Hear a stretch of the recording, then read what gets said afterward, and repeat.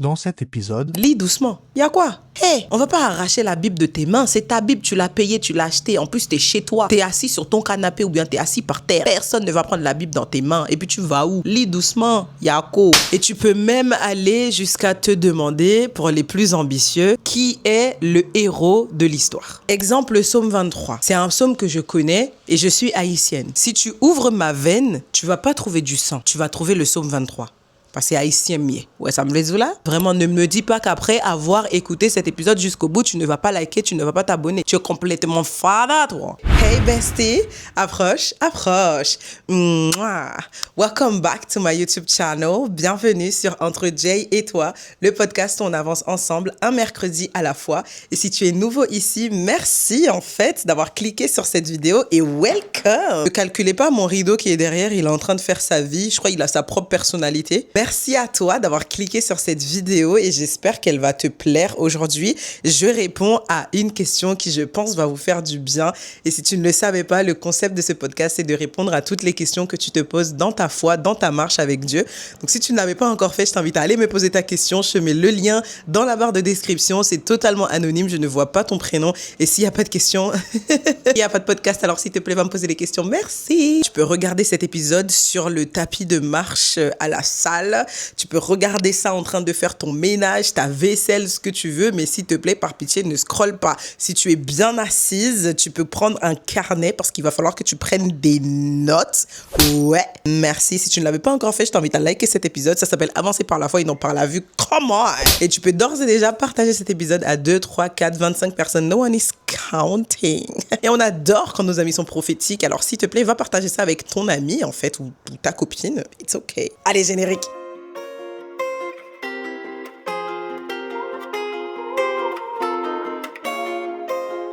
Comme je le disais, je vais répondre à une question, mais j'aime bien regarder les autres questions qu'il y a parce qu'en fait, il y en a qui ne...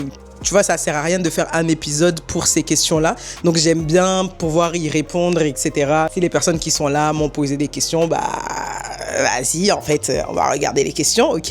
Il y a quelqu'un qui m'a demandé « How tall are you ?» Donc, ça veut dire tu mesures combien? Tu fais 1 mètre combien? Ma sister ou ma broda? Je fais 1 mètre parfait. C'est bon? Quelqu'un qui m'a dit « You are amazing black woman. Thank you. » Tu me rends timide là. Oh, mais non, il y a quelqu'un qui m'a dit un truc trop mignon. Attendez, je vous dis ça. No questions, la personne a dit. Juste te dire que j'apprécie beaucoup ton contenu et ta vibe, Jay. Je kifferais être amie avec toi simplement pour qui tu es et pour le plaisir de t'entendre parler de Dieu. Beaucoup de baisse de foi en ce moment, mais une personne inspirante comme toi me pousse à revenir à l'essentiel. Merci.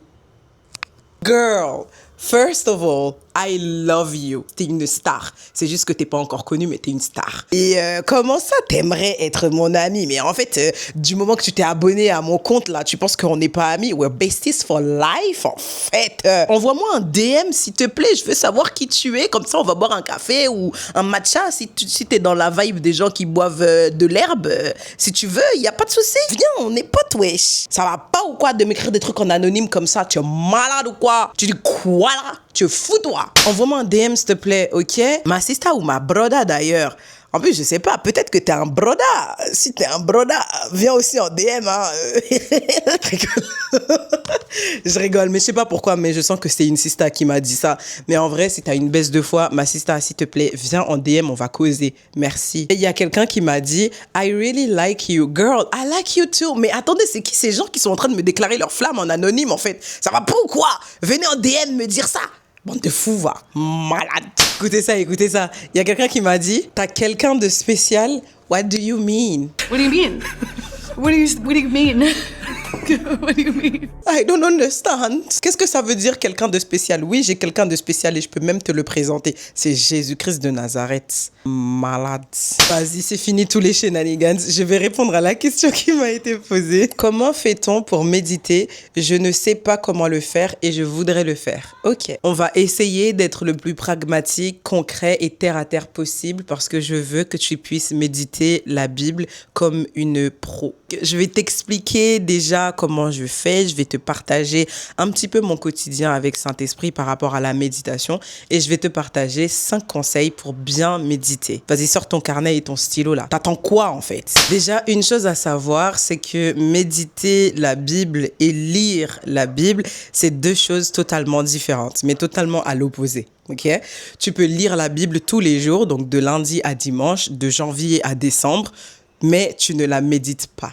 C'est quoi la différence? La différence, c'est que quand tu lis, tu ouvres ta Bible et tu commences à lire. Tu lis Psaume 23, l'Éternel est mon berger, je ne manquerai de rien. Il me fait reposer dans de verts pâturages, nanani, nanana, et j'habiterai dans la maison de l'Éternel jusqu'à la fin de mes jours. Et tu fermes la Bible et tu pars. C'est ça, lire la Bible. Méditer, en revanche, c'est prendre le temps de t'asseoir, de poser ce que tu as lu et de réfléchir, de poser des questions et de checker comment tu te sens par rapport à ce que tu as lu. Donc, il y a tout un travail de fond lorsque tu médites que lorsque tu lis. Dis-toi que quand tu lis, c'est facile. Quand tu médites, c'est un peu compliqué. Dans le sens où ça te demande un peu plus d'effort. Comment je fais moi au quotidien pour méditer la parole? Je te rassure, d'accord? Je te rassure, je ne lis pas ma Bible tous les jours. Je devrais, mais je ne le fais pas. Donc, s'il y a des chrétiens, des TTS là, me crucifiez pas sur la place publique. Attendez. Mais je médite tous les jours. Et je ne conseillerais à personne de ne pas lire sa Bible. Il faut ouvrir ta Bible tous les jours. Qu'est-ce qui se passe quand je médite? Je vais m'asseoir ou alors je vais avoir une conversation avec quelqu'un ou je vais regarder un film ou une série ou je vais lire un livre comme ça, complètement par hasard. Et il y aura une phrase, une pensée, un verset, une image, une scène biblique ou pas qui va venir dans mon esprit et je vais directement en parler à Saint-Esprit. Exemple, je regarde Doctor Strange. Doctor Strange de Marvel, pour les personnes qui connaissent. Pour les personnes qui connaissent pas, s'il vous plaît, allez regarder Doctor Strange, merci. Et je vais voir une scène comme ça va me faire penser directement au monde spirituel. Et je vais dire à Saint-Esprit, ah mais attends, le fait qu'il y ait des miroirs et tout, et il y a des personnes, bref, je veux pas vous spoiler, mais j'ai envie de vous spoiler là, ouah. Et en gros, je vais lui dire, cette scène-là me rappelle tel ou tel verset ou tel passage. Et puis, en regardant le film, je vais en discuter avec Saint-Esprit. C'est ça, moi, comme ça, moi, je médite. Vous le voyez pas, mais il y a une grosse lumière devant moi là. Il y a un gros lumière là. C'est pour vous, je fais ça. Pour vous. Alors, tu vas me dire, tu vas pas liker cette vidéo? Hein? Je suis en train de cuire là, comme un poulet dans la rôtisserie. Tu vas pas liker la vidéo? Tu es malade ou quoi? Vas-y, like ça là. Il peut arriver aussi que je lise la Bible, un passage, un verset que j'ai déjà lu, que je connais déjà. Et en posant des questions à Saint-Esprit, je vais avoir une révélation nouvelle. Exemple, le psaume 23. C'est un psaume que je connais et je suis haïtienne. Si tu ouvres ma veine, tu vas pas trouver du sang. Tu vas trouver le psaume 23. Parce que c'est haïtien mieux. Ouais, ça me les là. You know what happened? You know me, I know you. Donc, ça veut dire que le psaume 23, on connaît. Il y a quelques mois, j'étais en train de lire le psaume 23. Il était genre 23h minuit. Et je lisais ça. Et je vois que ça dit, quand je marche dans la vallée de l'ombre et de la mort, je ne crains aucun mal. Car tu es avec moi. Ta houlette et ton bâton me rassurent. Tu te dresses devant une table en face de mes adversaires, etc. Le verset qui m'avait marqué à ce moment-là, c'était quand je marche dans la vallée de l'ombre et de la mort. Et je me suis posée, j'ai commencé à dire à Saint-Esprit, mais comment ça se fait que dans la vallée de l'ombre et de la mort, tu es avec nous quand on est en train de marcher? Donc ça veut dire que si on reste assis dans la vallée de l'ombre et de la mort, t'es pas avec nous. Et pourquoi marcher dans la vallée de l'ombre et de la mort? Le verbe marcher, c'est un verbe d'action. Ça veut dire tu es en mouvement dans la vallée de l'ombre et de la mort. Donc tu n'es pas censé rester dans la vallée de l'ombre et de la mort. C'est ça, méditer. Quand tu es là, tu creuses un petit peu. Et David, il dit, je ne crains aucun mal car tu es avec moi. Ta houlette et ton bâton me rassurent. Me rassurent où? Dans la vallée de l'ombre et de la mort. C'est quoi houlette et bâton? C'est 2 instruments que le berger utilisait pour prendre soin de la brebis. Apparemment, la houlette, c'est comme une... Si je retrouve des photos, je vais vous mettre quelque part ici. La houlette, c'est quelque chose qui avait 2 principales fonctions. La première fonction, c'était que le berger utilisait la houlette pour ramener la brebis lorsqu'elle mettait sa tête dans des trous où il y avait des fourmis, des insectes. Lorsqu'elle s'égarait aussi, il utilisait la houlette pour la ramener. Et le bâton, c'est ce que le berger utilisait pour faire fuir les loups. Tu comprends?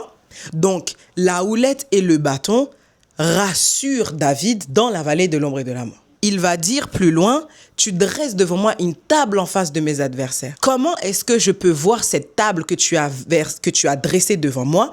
Je dois marcher et sortir de la vallée de l'ombre et de la mort. Si je ne sors pas de la vallée, je ne verrai pas la table et je ne m'assierai pas à la table.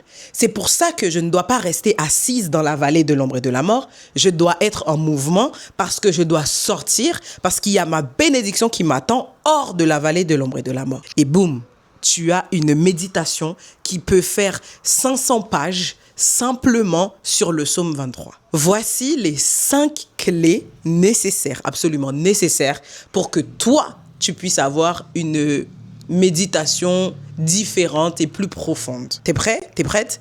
Prends ta note. La première clé, et c'est super important, s'il te plaît, lis doucement. Il y a quoi? Hey, on va pas arracher la Bible de tes mains. C'est ta Bible, tu l'as payée, tu l'as achetée. En plus, t'es chez toi. T'es assis sur ton canapé ou bien t'es assis par terre. Personne ne va prendre la Bible dans tes mains. Et puis tu vas où? Lis doucement. Yako. La méditation, c'est ralentir. Tu peux être en train de lire un passage qui fait 50 versets, mais tu t'es arrêté seulement sur le verset 2 et tu médites sur un seul verset. Méditer, c'est pas avaler 50 versets ou 50 chapitres en 30 minutes. C'est pas ça le but. Tu dois pouvoir accepter de lire une petite portion de l'écriture et te poser dessus. Concrètement, comment est-ce que ça se présente? Prends 2 à 5 versets de ton chapitre entier, lis-les à voix haute et lis-les doucement. Relis 2 ou 3 fois le même passage pour être sûr d'avoir lu tous les mots et note la phrase qui t'a le plus marqué. La deuxième clé, observe le texte. Tu as pris tes 2, 3, 5 versets. Concrètement, regarde qui parle dans le verset, à qui, qu'est-ce qui se passe, quels verbes reviennent souvent et note si ce sont des verbes d'action ou pas. Qu'est-ce que Dieu fait dans ce passage? Ça peut être une action visible ou bien une action invisible, comme par exemple un ressentiment que le personnage a eu ou un songe que le personnage a eu. Et dans ce passage, qu'est-ce que l'humain fait? Et tu peux même aller jusqu'à te demander, pour les plus ambitieux, qui est le héros de l'histoire. Les précédentes clés t'ont permis de lire, d'observer et maintenant tu vas pouvoir réagir. La troisième clé, prends des notes sur ce que le passage te fait ressentir. Qu'est-ce que ça produit à l'intérieur de toi? Concrètement, qu'est-ce que ce verset t'encourage à faire? Qu'est-ce que ça corrige en toi? Est-ce que ça te rassure de quelque chose? Est-ce que ça vient déranger quelque chose à l'intérieur de toi? Et finalement, qu'est-ce que ça te révèle sur la personne de Dieu? La parole de Dieu est vaste. On a 66 livres, de Genèse à Apocalypse. Et chaque passage, chaque verset, chaque histoire révèle une facette de Dieu. Donc, quand tu vas observer la portion d'écriture que tu as choisie, il faut que tu puisses te poser la question: qu'est-ce que ça me révèle de la personnalité de Dieu? Parce que, spoiler alerte, à chaque passage que tu vas lire, tu vas découvrir une facette de Dieu totalement différente. Quatrième clé, prie avec le verset que tu as lu. C'est quelque chose que je fais systématiquement, surtout avec un passage que j'aime beaucoup, c'est dans Jérémie. Je te donne pas la ref, va lire ta Bible. Dieu, il va dire à Jérémie: car je connais les projets que j'ai pour toi, des projets de paix et non de malheur, afin que tu aies un avenir et de l'espérance. J'aime énormément ce verset, surtout lorsque je traverse des moments difficiles. Je vais toujours prendre ce verset et dire à Dieu: je sais que tu as des plans pour moi, des projets de paix et non de malheur. Je sais que tu as pour moi un avenir et de l'espérance. Et c'est pour ça que je peux marcher avec confiance et avec paix, parce que si tu as permis que ça arrive, c'est parce que la finalité de ton plan, c'est que j'ai un avenir et de l'espérance. Puisque tu as des projets de paix pour moi, tu ne laisseras pas le malheur m'arriver. Oh, je sens l'onction, je sens l'onction. Je sens que j'ai envie de prier. Et j'aime énormément un verset qui est dans l'une des lettres de Paul. Je ne te donne pas la rêve, va lire ta Bible. Il va dire: car Dieu fait concourir toutes choses au bien de ceux qui l'aiment. Et je prends ce verset et je dis à Dieu: même si cette chose ne veut pas concourir à mon bien, tu vas la forcer à concourir à mon bien, parce que ta parole, elle dit: toutes choses concourent au bien de ceux qui aiment Dieu. Les choses négatives et les choses positives. Même les choses qui avaient pour but de me détruire, tu vas, d'une manière que moi-même, ça va me dépasser, tu vas pousser cette chose à concourir à mon bien. Parce que c'est ce que tu dis, c'est ta parole. Ah, est-ce que tu vois un petit peu comment déjà ça ramène une autre dynamique déjà dans ta vie de prière? Quand tu pries avec un verset que tu as compris, sur lequel tu as médité, qui t'a révélé des choses, qui collent parfaitement avec ce que tu es en train de vivre. Ah, le Seigneur est trop bon. Concrètement, tu prends ton verset que tu as lu après l'avoir compris, après avoir observé, après avoir médité. Tu reformules cela en prière. Tu le répètes, tu le répètes. Il n'y a pas de mal à répéter la même prière. Jésus lui-même, il a répété la même prière. Donc si pendant 7 jours, pendant 21 jours, pendant 40 jours, tu ne pries qu'avec un seul verset, c'est OK. Un autre exemple, Psaume 23. Je rigole parce que, wesh, on va encore parler du Psaume 23. David, il dit, l'Éternel est mon berger, je ne manquerai de rien. Comment est-ce que tu peux prier concrètement avec ce verset? C'est que tu peux dire, Seigneur, je te prie de me guider comme le berger guide la brebis. Je ne manquerai de rien parce que tu es mon berger. Tu es celui qui veille sur moi. Merci parce que je ne manquerai de rien. Tu vois?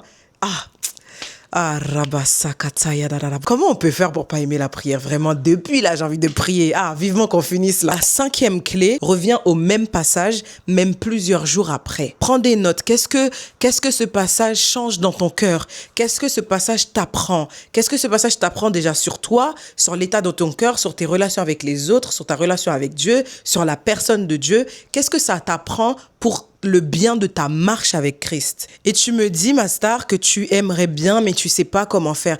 Ouvre la Bible. Choisis un verset. Moi, il y a quelque chose que je fais, c'est que quand je traverse une saison particulière, par exemple une saison d'attente, je vais écrire sur Google. Google est notre ami. Je vais écrire qui dans la Bible est passé par une saison d'attente. Et je vais avoir une liste de personnes, je vais avoir une liste de références bibliques et je vais choisir une personne qui me parle le plus. Ça peut être Abraham, ça peut être Anne, ça peut être Naomi, peu importe. Je vais choisir la personne qui me parle le plus et je vais étudier sa vie. Je vais méditer sa vie. Je vais lire le passage. Tu vois ce que je veux dire? Donc, ça peut commencer aussi par là. Et je pense que c'est tout. Vraiment, ne fais pas compliqué. Parce que plus tu vas compliquer les choses et moins tu auras envie de le faire finalement. Sois très, très simple. J'espère que toutes les clés que je t'ai données et même moi, ma méthode, elle t'aide et qu'elle t'a un petit peu ouvert les yeux sur comment méditer. La chose principale que je veux que tu retiennes, c'est ne sois pas compliqué. Ne complique pas les choses, s'il te plaît. Sois très, très simple. C'est comme ta routine skincare. Plus tu vas la compliquer et moins tu auras envie de la faire le soir. Mais si ta routine, elle a que 3 étapes, tu vas la faire tous les jours, les matins, même à midi, tu vas faire ta skincare. Vraiment, je veux te dire également, les clés que je t'ai partagées, elles ne sont pas écrites dans la pierre. Tu es libre de prendre qu'une seule de ces clés ou de prendre les 5.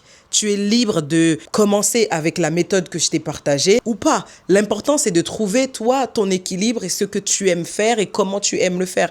Moi, j'aime lire et j'aime parler avec Dieu dans tous les cas. Si toi, tu aimes dessiner, méditer, ça peut être le temps que tu passes à faire ton dessin ou à colorier, j'en sais rien. Le plus important, c'est de trouver où est-ce que tu te situes pour que ça puisse être quelque chose que tu fais de manière récurrente. Donc, on a terminé. Il fait archi chaud. L'épisode ne va pas durer aussi longtemps que d'habitude. J'espère que ça t'a plu et que ça t'a aidé. J'espère que tu as pris des notes. Vraiment, j'espère vraiment que tu as pris des notes.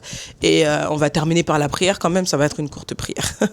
Seigneur, je te rends grâce. Je te dis merci. Merci pour ton amour. Merci pour la personne qui m'a posé cette question. Et merci parce que si elle me l'a posée, c'est parce qu'elle a envie de se rapprocher de toi. Alors, je prie que toutes les clés qui ont été partagées puissent être comme une graine qui tombe dans la bonne terre et que cela puisse porter du fruit au nom de Jésus. Et je prie, Seigneur, que tu puisses, à mesure qu'elle va commencer à mettre en place ces clés, à mettre en pratique ces méthodes pour méditer, que tu puisses lui révéler à elle sa propre méthode personnelle à méditer, à passer du temps avec toi. Au nom de Jésus. Amen. Merci Bessie d'avoir regardé cet épisode et merci à toi si tu es nouveau ici d'avoir regardé jusqu'au bout. T'es une bombe, tu es la star que tu pensais être. Merci beaucoup en fait. Si tu ne l'avais pas encore fait, je t'invite à liker cet épisode. Vraiment, ne me dis pas qu'après avoir écouté cet épisode jusqu'au bout, tu ne vas pas liker, tu ne vas pas t'abonner. Tu es complètement fada toi. Give this video a big thumbs up. Ça veut dire like l'épisode. Partage. Abonne-toi. Voilà. Je crois que c'est fini en fait. Je crois que c'est fini Saint-Esprit. Est-ce que tu avais autre chose à dire ou pas mon bébé? Ok, bah vas-y, je vais le dire. Hein. Je vais le dire. La méditation, c'est un moment que tu passes avec Dieu, un moment intime que tu passes avec lui, parce que il va te révéler des choses. Il va littéralement prendre un passage que tu connaissais depuis longtemps et il va te révéler des choses nouvelles. C'est ça la méditation, c'est passer ce temps avec ton meilleur ami et être vraiment proche de lui et passer ce moment de qualité, en fait. C'est comme quand tu es en train de parler avec ton ami, tu yap, yap, yap, yap, et puis après, ton ami, il te donne une parole de sagesse, catapam, yeah! Toi-même, tu dis, oh, c'est toi-même qui t'a dit que t'étais sage comme ça? Comment la sagesse, elle est rentrée comme ça? Tu vois? Donc, toi-même, quand tu vas passer du temps avec Dieu à méditer, tu vas découvrir des choses, tu vas dire, eh Seigneur, c'est toi-même qui fais ça. Yeah. Et qui est? Non, c'est chic de lire la Bible. Bah voilà, c'est ça que Saint-Esprit voulait vous dire. Et je sais pas si t'es resté jusque-là, c'est parce que tu attends les bloopers. Je sais pas s'il y en a des bloopers, mais reste, on sait jamais. Ok? Vas-y, bisous. À mercredi prochain. Bye! Je suis en train de faire la vidéo et les cheveux, ils se défait. What the hell? Elle se terminera jamais cette braid ou quoi alors? J'ai les cheveux tellement aléatoires. Un jour ils sont bien et un autre jour ils sont catastrophiques. Et ils me vont comme ça mes cheveux. Oh! Magie! Alors, on va essayer d'être le plus pragmatique. On va essayer d'être le plus Ah! Je vais réussir à dire ce mot, Seigneur! Mon Dieu, j'ai chaud. Si tu ne le savais pas, je me suis pas lancée parce qu'elle existait déjà, mais j'ai commencé la création de contenu sur mon compte JPA. J'ai créé une académie pour toutes les personnes. Bref, je mets le lien de JPA dans la description. Si tu veux y aller, faut aller liker les contenus, partager, publier, soutenir ta sœur. Dans 10 ans, moi-même quand JPA sera là-bas, tout là-haut. Moi-même, je veux dire, j'ai partagé sur YouTube. Vous n'avez pas partagé. Ne me calculez pas. Non, je rigole. Jamais je ferai ça. T'es malade. On va au sommet ensemble ou on n'y va pas. Blooper fini. Bye.